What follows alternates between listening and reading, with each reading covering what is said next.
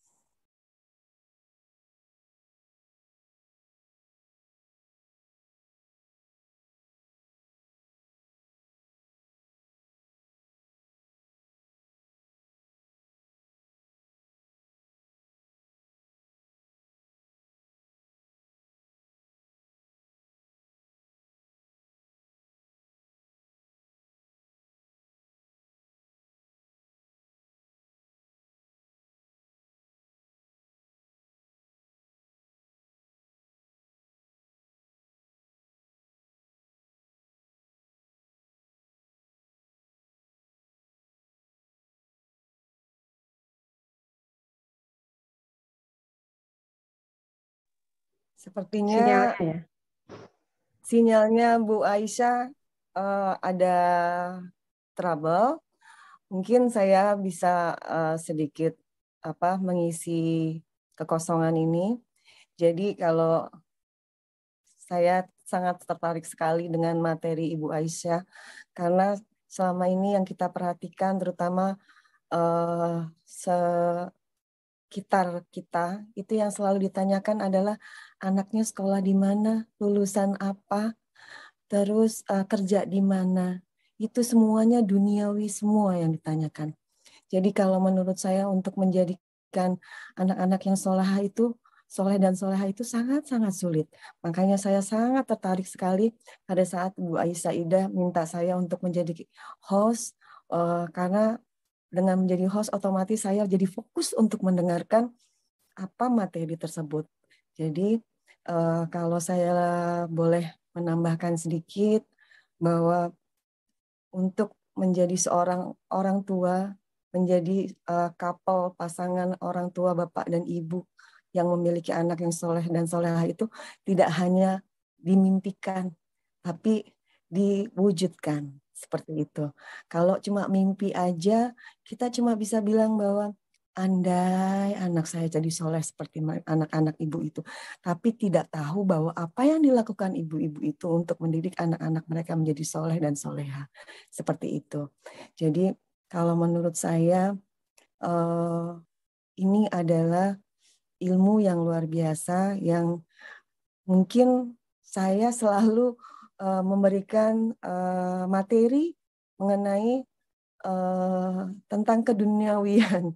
Jadi tentang leadership, tentang motivasi diri untuk supaya apa gitu kan waktu di basic trainer yang sebelumnya. Tapi di sini saya jadi terbuka wawasan saya bahwa pada saat kita memberikan materi-materi yang tidak hanya keduniawian adalah itu sudah membuat kita menjadikan manfaat buat semuanya. Jadi seperti itu.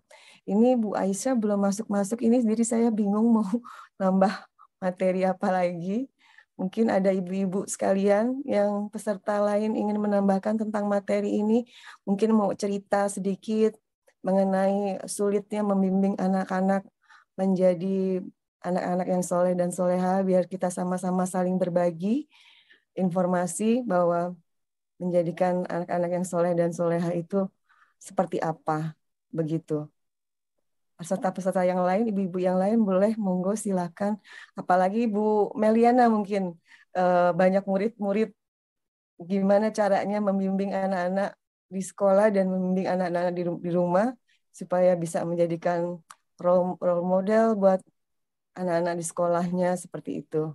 Monggo Bu, silakan. Ya, terima kasih Bu Dwi atas waktunya. Kalau untuk Kalau untuk saya kan kebetulan anak saya itu kan juga masih kecil, masih umur 5 tahun. Ya, ya sebenarnya itu saya juga penasaran sih cara mendidik supaya anak saya itu benar-benar solehah bagaimana. Makanya saya juga sama seperti Bu Dwi tertarik untuk mengikuti materinya dari Bu Aisyah seperti itu. Kadang-kadang kan ya anak-anak umur 5 tahun itu kan kadang-kadang apa ya Bu ya, lebih ke sulit ya Bu. protes. Sekarang ya, sulit, game semua sulit. ya dari umur saya ada keluarga saya dari umur berapa bulan sudah pegang HP loh Bu. Malah jadi pada saat HP-nya diambil dia nangisnya luar biasa. Jadi kadang kita prihatin ya Bu ya. Gimana caranya supaya membimbing anak-anak itu bisa menjadi soleh dan soleha. Mungkin Ibu ada pengalaman-pengalaman dari keluarga yang di sekitar karena memang anaknya masih kecil. Kalau anak-anak saya kebetulan sudah 23 tahun, 19 tahun, 17 tahun, dan laki-laki semua. Itu juga menurut saya sudah masukkan ke SDIT, SMP IT, dan seperti itu. Tapi ternyata nggak mudah, Bu, gitu. Karena lingkungan sekolah sama lingkungan didikan di dalam rumah juga beda-beda. Beda-beda. Terus pada saat saya bekerja, ya itu tadi kembali bahwa di dalam rumah itulah yang paling utama. Kita tidak bisa menyuruh mereka sholat karena memang kita posisinya dari pagi sampai malam. Nah, bagaimana caranya membuat mereka tersadarkan sendiri gitu bahwa itu adalah suatu kewajiban. Karena kita sebagai yang tua saja kadang-kadang juga menganggap bahwa itu suka lupa juga gitu. Meeting macet, nanti mengesampingkan gitu ya. Mengesampingkan terus gitu. Makanya kita tidak bisa bilang bahwa hal tersebut mudah gitu. Monggo Bu Mel, lanjut saya tadi kepotong. Saya senangnya motong-motong. Iya, kalau anak saya 5 tahun sih alhamdulillah ya Bu ya. Anak saya nggak kecanduan HP. Memang dari kecil tidak saya biasakan HP. Di rumah pun tidak saya kasih fasilitas WiFi atau apa, memang tidak, memang sengaja.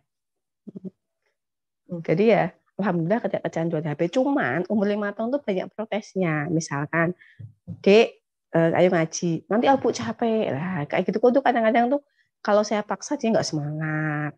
Kalau lagi semangat ya semangat. Tapi kalau nggak semangat itu susah sekali untuk dirayu supaya mau ngaji. Dek ngaji. Itu kan kebetulan kalau pagi kan TK, sore saya ngaji, sekolah ngaji kan. Gitu. Kalau malam habis maghrib, gantian saya yang ngajari ngaji sama belajar TK-nya. Jadi rutin Ibu tiap malam kita habis maghrib, saya sempat-sempatkan itu.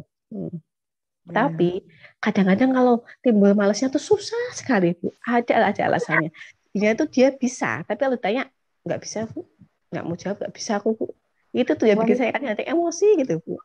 Wanita atau pria Bu? Laki-laki atau perempuan? Wanita, perempuan.